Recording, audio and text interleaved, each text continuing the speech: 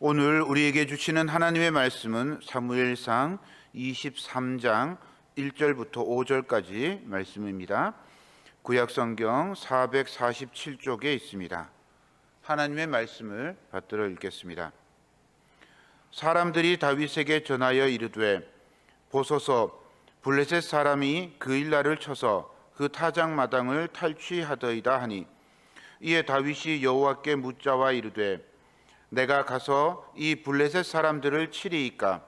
여호와께서 다윗에게 이르시되 가서 블레셋 사람들을 치고 그일라를 구원하라 하시니, 다윗의 사람들이 그에게 이르되 보소서 우리가 유다에 있기도 두렵거든 하물며 그일라에 가서 블레셋 사람들의 군대를 치는 일이리이까 한지라.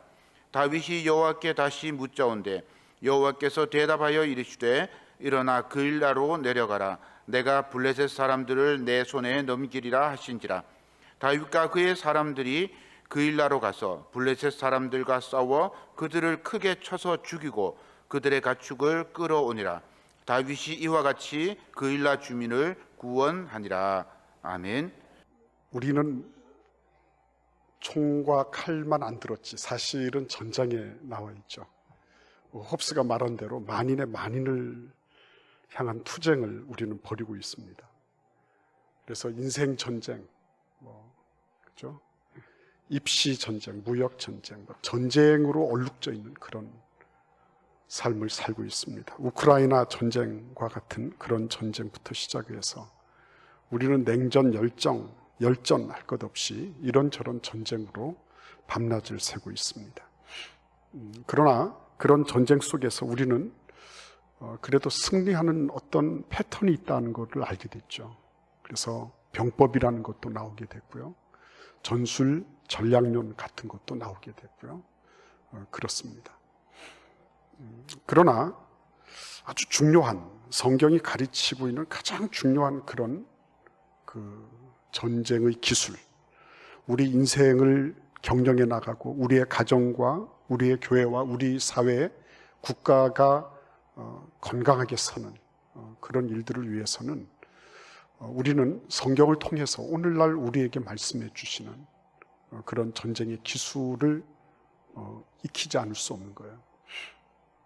그래서 여러분, 오늘 이 전쟁 얘기가 나왔는데 다윗은 한두 번 싸운 사람이 아니에요. 골리앗을 물리치면서부터 그는 크고 작은 싸움에 참전하고 그리고 승리를 거머쥐었습니다. 그럼에도 불구하고 오늘 이 그일라 전투는 굉장히 우리가 기억할 만한 전투예요. 왜냐하면 그가 싸우지 않아도 될 싸움이었으니까. 굳이 나가서 싸우지 않아도 되는 거를 굳이 질문을 하고 또 그 질문에 대해서 굳이 하나님이 나가서 싸우라 그래서 싸우게 된 거거든요. 그러니까 이런 경우를 어떻게 할 것인가 하는 겁니다. 만약에 그런 질문을 다윗이 하나님께 드리지 않았더라면 어떻게 됐을까요? 아마 싸우지 않았을 거예요. 그렇죠? 그런데 하나님은 질문하게 하시는 분이에요. 그리고 질문을 던지시는 분이고, 에덴 동산 때부터 시작해서 아담아 내가 어디 있느냐 물으신 분이에요. 그렇죠? 가인과 아벨의 사건에서도 아벨 쳐 죽이고 난 다음에 가인한테 그렇게 물으시잖아요. 내 동생 아벨이 어디 있냐. 하나님은 끊임없이 질문을 던지시는 분이십니다. 그리고 우리로 하여금 질문하게 하시는 분이에요. 예수님도 세례 요한으로 하여금 질문하게 하셨어요. 우리가 기다리던 그 메시아가 바로 당신 맞습니까? 이렇게 질문하게 하셨어요. 그래서 우리도 질문을 하는 겁니다. 문제는 문제를 어떻게 풀 것인가에 있지 않습니다. 우리는 그거를 문제를 어떻게 푸느냐, 문제 해결 능력에 치우친 교육을 많이 받아왔어요. 근데 정말 중요한 거는 어떻게 좋은 질문을 던질 수 있느냐 하는 문제죠. 그래서 문제 해결책에 대해서는 재주가 있지만 그 문제의 핵심을 도출해내는 것, 문제의 본질이 뭔지를 아는 그런 질문을 던지는 것에 대해서는 조금 힘들어하는 게 우리나라예요. 그래서 노벨 과학상도 우리가 못 받는 이유가 뭐냐. 만약에 노벨상에 수학상 부분이 있었으면 나타나지도 않았을 테지만 필즈상 같은 거 수학계의 노벨상이거든요. 우리나라가 아직 받지 못했어요. 이유가 어디에 있을까? 우리는 기존의 교과서화되어 있는 그런 것들을 답습하고 그거를 익히고 그 문제를 잘 풀어내는 거를 공부 잘하고 연구 잘하는 걸로 알았어요. 근데 세상은 그걸로 만족하지 않는 것입니다. 기존에 나와 있는 거를 잘 아는 거, 그거는 응당 그렇게 해야 되는 거예요. 문제는 그것의 행간을 뚫고 그것이 미처 말하지 못하던 거, 그것이 미처 대응하지 못했던 부분들, 그런 거를 새롭게 발굴해내는 거거든요. 예, 아인슈타인이 그랬어요. 자기에게 만약에 어떤 문제가 주어지고 1시간 동안 말미가 주어진다면 자기는 55분 동안 질문을 생각하겠다. 그 문제의 핵심을 발견하는 질문을 던지겠다.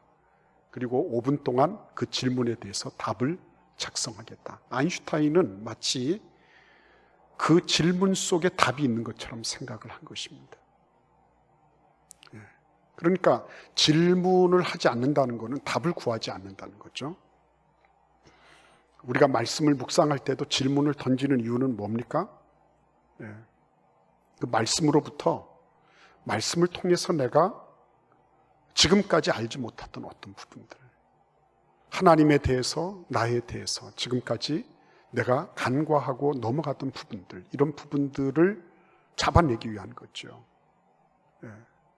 그래서 IQ라는 말을 쓰지만 앞으로는 QI의 시대가 될 것이다.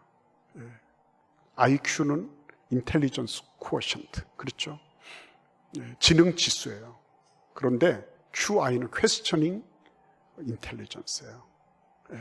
그러니까 그 부분을 내가 정말 잡아낼 수 있는 그 질문하는 지수가 진짜 중요하다. 그렇게들 얘기를 하고 있는 것입니다.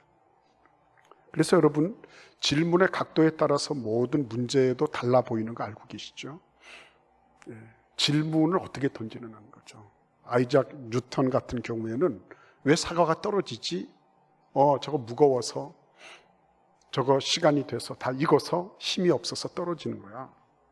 그렇게 생각을 했는데 질문을 바꿨죠. 왜 저 사과가 땅으로만 떨어지지 옆으로 날아가거나 아니면 위로 솟구치지 않지? 이 질문이 방향이 바뀌어진 거죠. 사과가 떨어지는 거는 어제나 오늘이나 영원토록 똑같아요. 그런데 질문을 바꾸니까 문제가 달라졌어요. 문제를 보는 눈이 달라졌습니다. 그래서 아이작 뉴턴은 이렇게 생각하게 됐죠. 아마도 땅에서 사과를 당기는 힘이 있을 것 같다. 그런데 옆에서 당기는 힘이나 위에서 끌어올리는 힘보다도 땅에서 당기는 힘이 더 세기 때문에 땅으로 떨어지는 걸 거야. 그래서 물질과 물질 간에는 서로 간에 당기는 힘, 인력이 작용을 한다라는 가설을 세우고 거기서부터 만유인력의 법칙을 그가 고안하게 됐어요. 여기에서 고전 물리학이 나오게 된 겁니다. 똑같은 상황이 벌어지죠. 나한테 힘들고 어려운 일들이 벌어져요. 그런데 그 벌어질 때마다 왜 하나님 나에게 이런 일이 생깁니까? 왜 나는 꼭 이런 이상한 일들을 내가 당해야 됩니까? 왜 내 곁에는 저런 인간만 있습니까? 라고 질문을 해오다가 하나님, 나에게 기왕에 이런 일들이 벌어졌는데 이것을 통해서 나에게 무엇을 원하십니까? 내가 어떻게 대처하는 것을 기대하십니까? 하나님은 내가 이런 일들을 통해서 어떤 좋은 일들을 예비하고 계십니까? 내가 미처 보지 못한 것은 무엇입니까? 라고 질문을 바꾸게 된다면 그 나타난 사건은 똑같다 할지라도 그것에 대해서 내가 취할 수 있는 방법은 완전히 달라질 수 있다는 것입니다.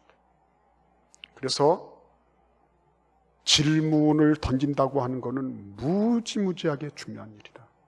특별히 하나님은 하나님의 백성들을 역경에 던지시면서 질문하게 하시는 분이었어요. 오늘 다윗을 보십시오. 얼마나 힘들었어요. 그렇죠? 사울 왕의 눈을 피해가지고 막 여기에서 저기로 필사에 탈출을 하잖아요. 그것도 한두 명이 아니라 지금 원래는 아둘람 굴에 400명 모여 있었는데 지금은 600명이나 모여 있죠. 200명이나 더 부흥한 거예요. 쫓겨다니는 피난민 그 도망자 신세에 이게 이상하게 원한 당한 자, 무슨 빚진 자, 이 세상에 그냥 정말 환멸을 느끼는 사람들, 이런 사람들 400명이 모여들었다가 이 사람들이 계속 전도해가지고 600명이나 불어난 거예요. 그런 사람들이 한꺼번에 움직인다고 생각해 보세요. 얼마나 골치 아플 건가. 자기 목숨 하나 살리는 것도 힘든데 지금 600명이나 되는 가솔들을 이끌고 다녀야 되는, 이 사람들 먹여 살려야 되는 거예요.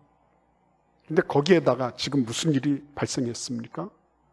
이곳 그일라라고 하는 곳이 원래 다윗이 지금 숨어있는 헤렛 숲하고는 그렇게 멀리 떨어지지 않은 거예요. 그러니까 그일라에서 일어나는 일들이 막 정보가 막 들어오는 겁니다. 그런데 어느 날 그일라에서 블레셋 사람들이 침공을 해서 지금 불을 붙이고 뭐 사람을 죽이고 야단났다는 거예요. 지금 추수기가 돼서 이 곡물을 탈취하기 위해서 이 블레셋 사람들이 쳐들어왔다는 겁니다. 안 들었으면 괜찮았지 않았을까요? 그죠? 안 들었으면. 그런데 엎친 데 겹친 격이 된 겁니다. 설상가상격이 된 거예요. 자기 혼자 몸도 추스리기가 쉽지 않은데 600명 달려있죠. 거기에 지금 그일라 사람들이 완전히 어려운 지경에 빠져 있다는 그런 소식을 들은 거예요. 어떻게 하면 좋겠습니까? 그러니까 가만히 우리 인생을 돌이켜보면 그냥 뭐 하나가 끝나고 또 차곡차곡 이렇게 하나씩 정돈돼서 오고 가는 게 별로 없는 거예요. 여러 가지 일들이 동시다발적으로 확 밀려드는 거죠.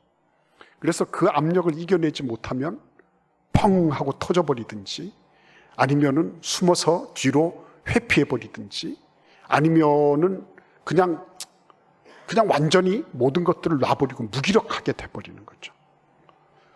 근데 다윗은 그렇게 하지 않았어요. 하나님은 그런 일꾼들을 그냥 내버려 두지 않으시는 거예요. 모든 것을 보면 하나님은 날마다 역경지수를 더해 가시는 분이라, 이런 생각을 하지 않을 수가 없는 겁니다. 다윗도 그랬잖아요. 잘 나가다가 지금 완전히 여기까지, 헤렛 숲을까지 떨어지게 됐습니다. 목숨 하나를 부지하기 급급한 그런 상황이 됐고, 지금은 또 그일라에 대한 부담감까지 가지게 되는 거예요. 이게 진짜 계속 엎친 데 덮친 격이 되는 거죠. 요셉도 보십시오. 형님한테 팔린 거는 좋아요, 형님들한테.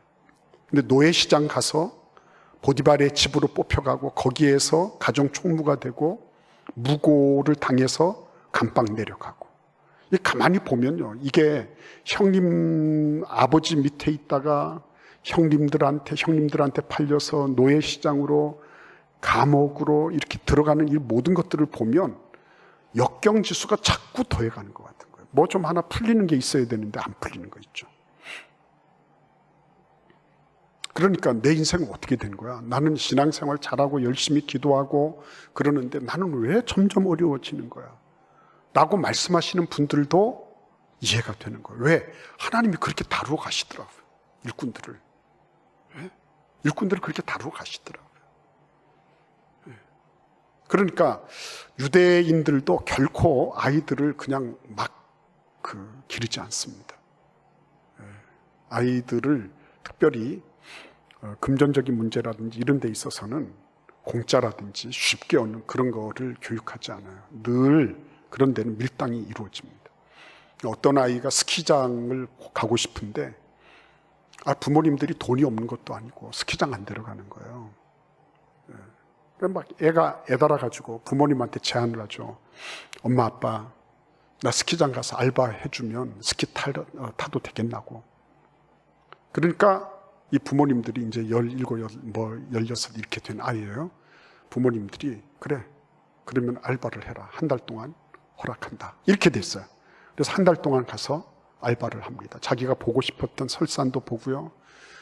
비록 춥고 그랬지만은 자기가 이렇게 스키장 돌아가는 것도 알고요. 뭐 그런 거 아는 거예요. 근데 이제 한 달이 지난 다음에 자기가 번 돈하고 부모님들이 조금 보태줘가지고 거기에서 친구들하고 스키를 탈 수 있게 된 겁니다. 근데 중요한 건 뭐냐면 그냥 스키를 타는 게 아니라 거기 온 사람들이 다들 부자들인데 그 부자들이 단순하게 돈 있어서 오는 게 아니라 1년 내내 열심히 노력하고 애써서 보상으로 며칠간 쉬고 가는 거다 라고 하는 거를 이 아이가 깨우치는 거예요. 그리고 무엇보다도 나의 두 손으로 직접 번 거, 내 두 손으로 직접 일한 거, 그것만이 나에게 진정한 즐거움과 기쁨을 주는 것이다. 예. 그러한 아주 기본적인 진리를 터득해 가는 거죠. 공짜를 바라고 쉽게 버는 것을 바라는 게 아니라 하나하나가 거기에 걸맞는 노력과 땀이 대가로 지불되어야 된다는 거, 이런 거를 가르치는 거죠. 그래서 유대인 부모들은 없는 역경이라도 아이들한테 만들어 주려고 노력하는 거예요.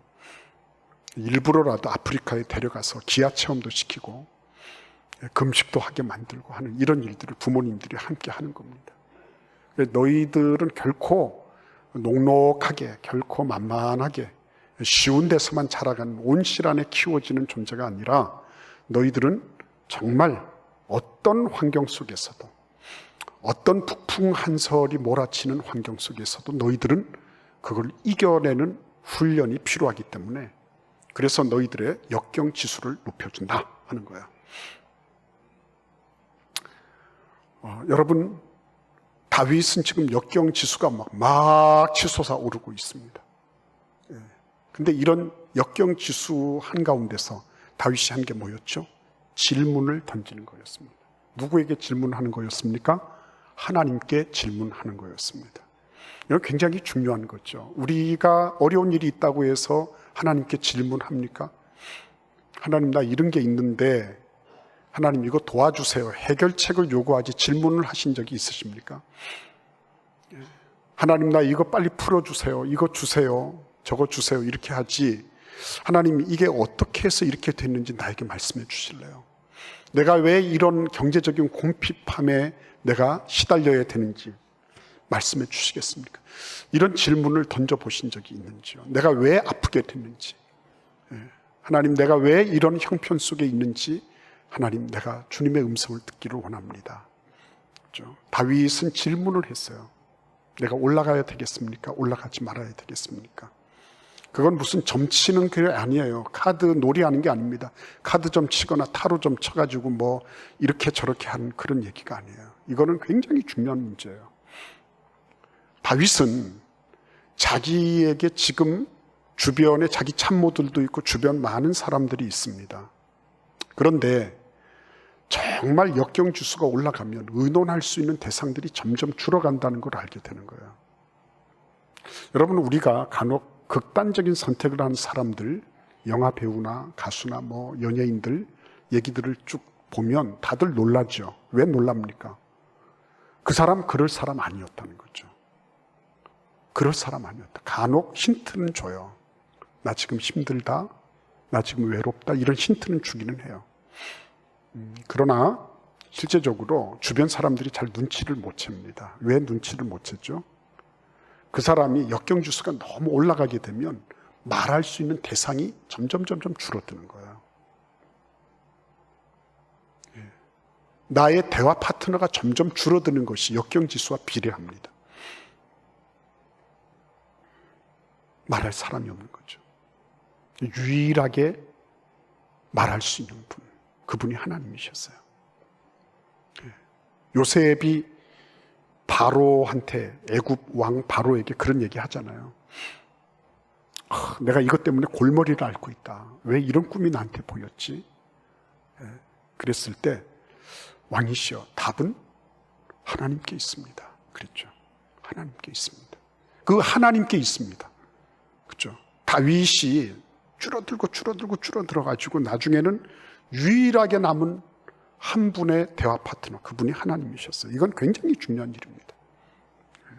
주변 사람들에게 물어보고 뭐 책을 읽어보고 여러 가지 해법을 구하는 사람들은 많이 있지만 하나님이 내 질문에 응답하시는 분이시다, 내 질문에 대해서 답하시는 분이시다 라고 하는 거를 깨닫는 분들은 많이 없는 거예요.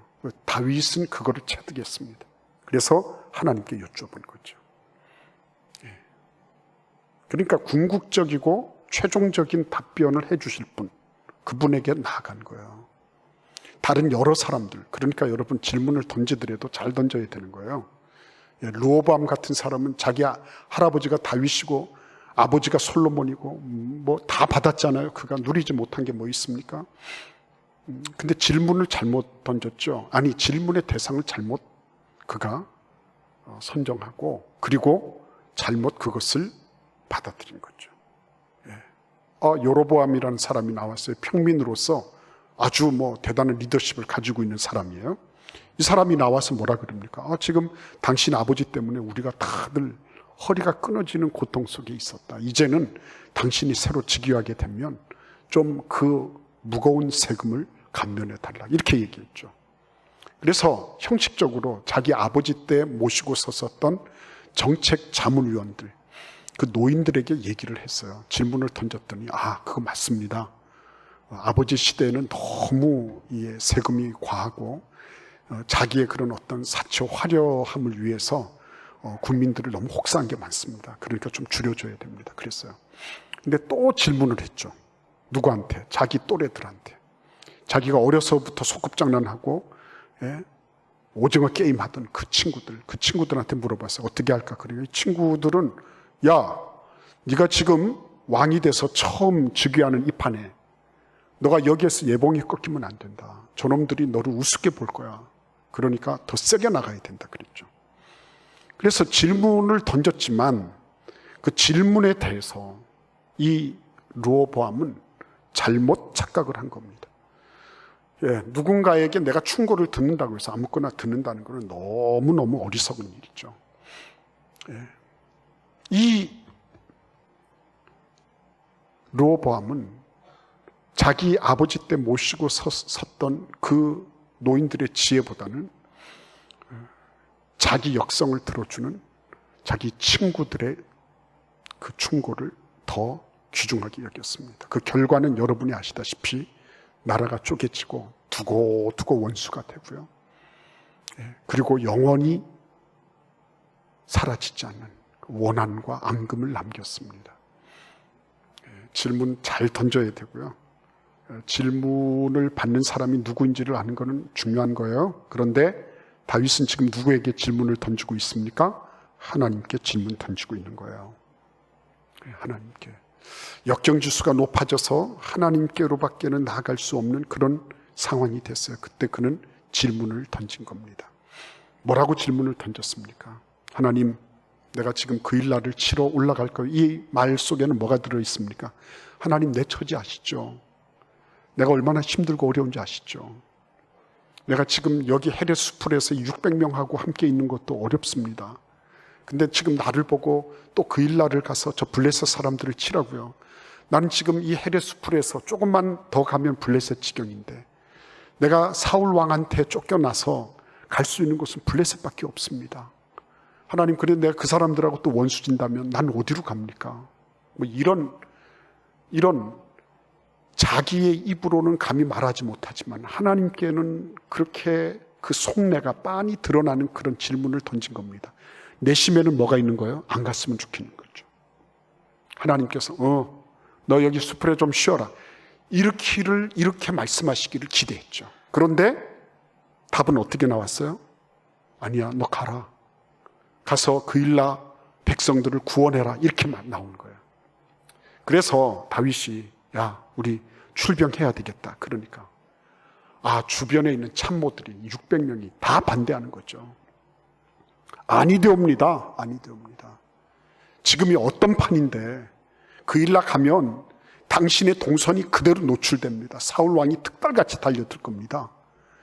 우리를 어떻게 삽니까? 막 이렇게 나온 거죠. 근데 그때 뭐를 했어요? 다윗이 다시 하나님께 여쭙습니다. 하나님, 이제는 이 주변의 이 모든 상황 아시죠? 내가 지금 받고 있는 그런 저항들, 내가 받고 있는 그런 부담들, 이거 하나님 알고 계시죠? 어떻게 할까요? 내심 뭘 기대하는 거죠? 그래, 아무리 봐도 여론이 중요하지. 그러니까 국민들의 편을 드는 게 필요한 거야. 그러니까 너 그렇게 해라. 이렇게 하기를 기대했죠. 그런데 이번에도 하나님은 아니야, 가서 그 일날을 구원해라, 이렇게 하신 거예요. 참 이런 거를 보면 우리는 하나님 앞에 기도해요. 기도했는데 응답은 전혀 다르게 나오는 거죠. 실망 천만입니다. 낙심 천만. 그리고 정말 내가 신앙생활을 하고 있지만 진짜 내 역성 들어주는 하나님은 어디 계신지 궁금한 거예요. 그렇죠? 근데 여러분 한번 생각해 보십시오. 이럴 때에 하나님은 도대체 왜 다윗으로 하여금 질문하게 하셨나요? 다윗이 그냥 그래 그러고 그냥 뭉기고 그냥 가만히 질문하지 않고 그냥 있었으면, 헤레 수풀에 그냥 숨만 쉬고 이렇게 있었으면 그 일나에 어떻게 됐든지 간에 다윗은 안전할 수 있지 않았을까요? 이런 스트레스나 이런 어려움들은 느끼지 않아도 되지 않았을까요? 근데 하나님은 또 그렇게 하신단 말이에요. 질문하게 하십니다. 어떤 철학자가 그런 얘기했어요. 질문이라고 하는 거는 미지의 세계로 나아가는 문지방이다. 질문은 우리의 갇혀있는 사고와 편협한 의식을 깨치고 나아가도록 돕는 안내자다, 그렇게 얘기했어요. 그러니까 만약에 질문하지 않고 그대로 있었으면 다윗은 응당, 자기가 지금까지 가져왔던 그 사고방식, 그리고 그 의식의 세계 안에 멈춰서 있지 않을 수 없었을 겁니다. 근데 하나님은 다윗으로 하여금 질문하게 하신 거예요. 하나님은 다윗으로 하여금 질문하게 하십니다. 그리고 다윗이 가지고 있었던 그런 자기 나름의 세계관, 자기 나름의 지금 현재 내가 대응해야 될 그 부분을 깨뜨려 버리시는 거죠. 죽을 맛이죠. 그렇죠? 나 안 가겠습니다 하는 사람이 있었을까요? 없었을까요? 있었을 거예요. 왜 내가 거기 가서 개죽음을 합니까? 블레셋 치려고 하다가 사울 왕이 덮칠까 봐 두렵습니다. 이런 소리를 하는 사람도 있었을 거예요. 그럼에도 불구하고 다윗은 갑니다. 그리고 블레셋을 이겨냅니다. 하나님이 약속하셨으니까요. 하나님이 블레셋을 물리치도록 하시겠다고 약속하셨으니까 그대로 됐습니다. 중요한 거는요, 그 다음이죠. 그 다음에 다윗이 또 물어봅니다. 사울 왕이 내려오겠습니까? 안 내려오겠습니까? 내려온다는 거죠. 그 다음에는 또 물어봅니다. 그일라 사람들이 나를 사울 왕에게 넘기겠습니까? 안 넘기겠습니까? 넘기겠다는 거죠. 에이구, 이거 뭐예요? 그일라 사람들이 이렇게 딱 이렇게, 우리를 위해서 구원해 줬으니까, 그러니까 우리가 다윗에게 보온해야 된다, 이렇게 해서, 야 다윗 내놔라, 이렇게 할 때도 사울 왕한테 없습니다, 이렇게 해야 되는데요, 그런 게 아니에요. 여러분, 우리는 꼭 세상이 우리의 기대만큼 가는 거 아니라는 거 알고 계시죠? 우리가 기대한 만큼 세상은 움직이지 않습니다. 그러니까 여러분, 참 애매한 거예요, 이게. 내가 나가서 이렇게 딱 싸워서, 그래서 뭐 속 시원한, 말 그대로 뭐 개선문은 만들어주지 못할 망정, 그죠? 말 그대로 그런 풍성한 무엇이 있고, 사람들이 나한테 막 후에 보답하고 막 은혜를 알아주고 뭐 이러면 좋겠는데, 그렇지 않은 겁니다. 그게 세상이에요. 여러분, 결코 서운해하거나 뭐 그거 가지고 이렇게 낙심하지 마십시오. 그게 원래 세상의 모습이에요. 나한테 이익이 될 때만 되는 거예요. 지금 사울 왕이 너 안 내놨지? 이래가지고 아히멜렉과 노베에 있던 85명의 제사장을 한꺼번에 죽인 거를 봤단 말이에요. 그일라 사람들도 내 목숨을 살려야 되지 않겠습니까? 다윗이요, 여기 있었어요, 여기. 이렇게 하는 거예요. 여기 지금 할렐루야 찬양대를 가리키는 게 아니에요. 여기 있었어요. 그렇게 해가지고 얘기를 해야지 자기들 살 거 아닙니까? 그게 인간 세상이에요. 그러니까 다 이겨놓고 다 열심히 했지만 결과는 그렇게 나타나지 않았습니다. 그럼에도 불구하고 하나님이 이렇게 하라고 하신 이유는 어디에 있어요? 왜 그렇습니까? 그 일날을 지켜야 될 의무는 누구한테 있죠? 블레셋. 그 사람들을 지켜야 될 의무는 누구한테 있어요? 치고 그리고 지켜야 되는 거는 사울 왕의 국경 수비대가 해야 되는 거예요. 근데 사울 왕은 어디에 급급합니까? 다윗을 잡는 데 급급하지 그 일날에 대해서는 별로 관심이 없는 것 같아요. 왜 그 사람이라고 해서 이 정보를 못 들었겠습니까? 파발마가 가지 않았겠어요? 예. 우리나라 같은 뭐 봉수대 같은 게 있지 않았겠습니까? 예. 근데 움직이지 않았어요. 그러나 도망자 신분에 있는 다윗은 움직였어요. 여기에서 뭐가 나오는 거예요? 여기에서 야, 다윗은 진짜 우리 왕이다. 이게 나오는 거예요. 자기도 도망자인데 그 도망자 신분임에도 불구하고 자기보다 더 어려운 백성들을 구원하기 위하여 출병했다는 거, 이거 대단한 거죠. 예. 그러니까 다윗의 왕조가 계속 이렇게 쭉 뻗어나간 거기에는 뭐가 있는 겁니까? 다윗이 행한 이 부분이 존재하고 있는 거예요. 백성들이 다 인정하는 거죠. 근데 여러분, 그것만으로 끝나는 게 아니죠. 뭐가 있는 겁니까? 사실은 해도 안 해도 괜찮은 거예요. 그렇죠? 해도 안 해도 괜찮은 싸움이에요, 이 싸움은. 그렇죠? 오히려 하면 손해보는 거. 예. 그 일날을 다시 수복하기 위해서 갔을 때, 그때 600명 가운데 한 명도 안 다치고 블레셋 사람들만 싹 다 그냥 다 몰살을 했을까요? 그렇지 않았을 거예요. 블레셋 사람들이 그렇게 다칠 때 이스라엘 사람들 가운데서도 다윗과 함께 출병했던 그 병사들 가운데서도 다친 사람, 죽은 사람이 있었을 거예요. 딱 보면 답이 나오는 거죠. 딱 계산해보면 이게 손해볼 거다, 이게 남는 장사다, 이게 딱 나오는 거죠. 사람들은 그런 걸 기가 막히게 잘 알죠. 저는 그 심리학, 그 몰모트 시험하죠. 심리학에서 이렇게 저렇게 해가지고 뭐 미로 찾기도 하고 이렇게 합니다. 그러면은 쥐들이 어떻게 합니까? 콩콩콩콩 이렇게 하고 다니죠. 막 이렇게 냄새를 맡으면서 자기 이 방향타 요거 되는 거, 이 털을 막 움직여가지고요.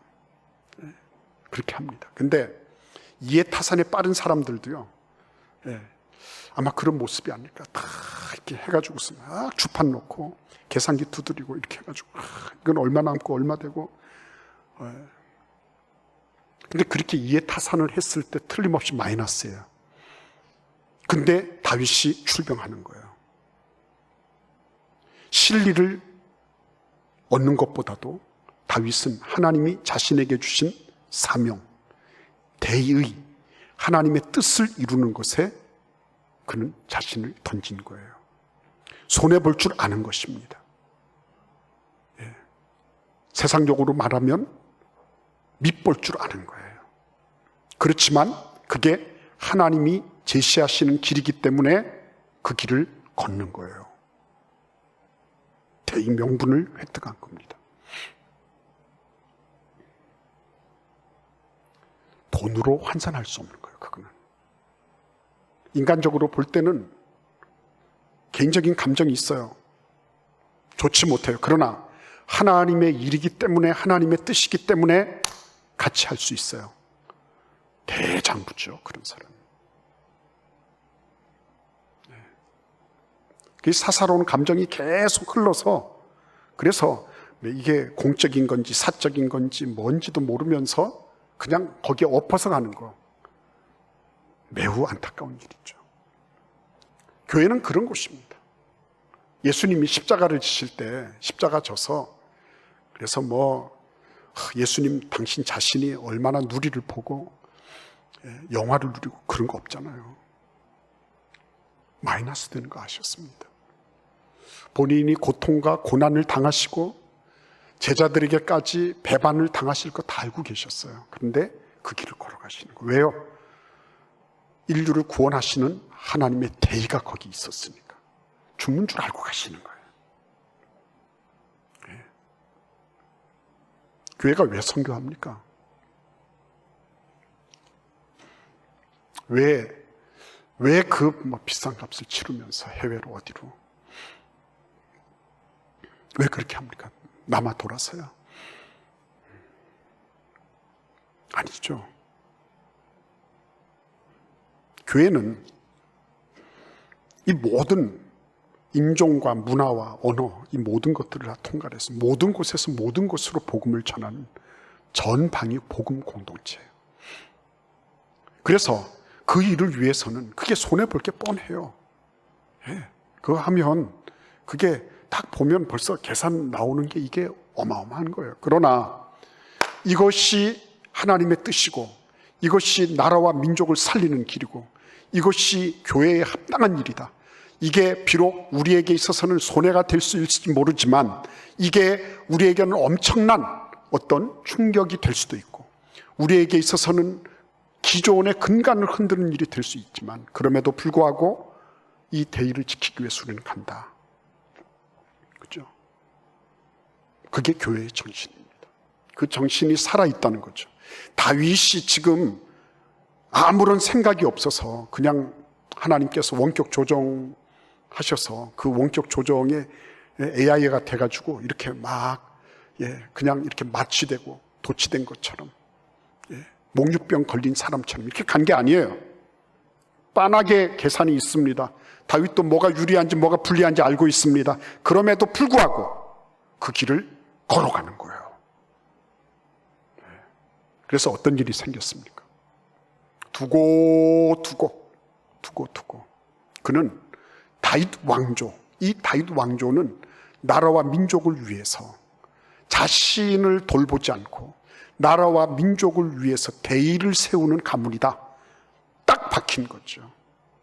단기적으로는 손실이었습니다. 그러나 장기적으로는 다윗 왕조를 일으키는 그 첫걸음. 안 해도 되는 거예요. 굳이 안 해도 되는 거. 근데 그 길을 다윗이 걸은 거예요. 하나님이 말씀하시는 그 대의 명분을 가지고 앞으로 그들은 배반할 수 있는 사람들이었습니다. 그럼에도 불구하고 하나님이 말씀하셨기 때문에 자신의 개인적인 감정, 자신의 이해타산 이 모든 것들을 뒤로 하고 그리고 앞을 향하여 나아갔던 것입니다.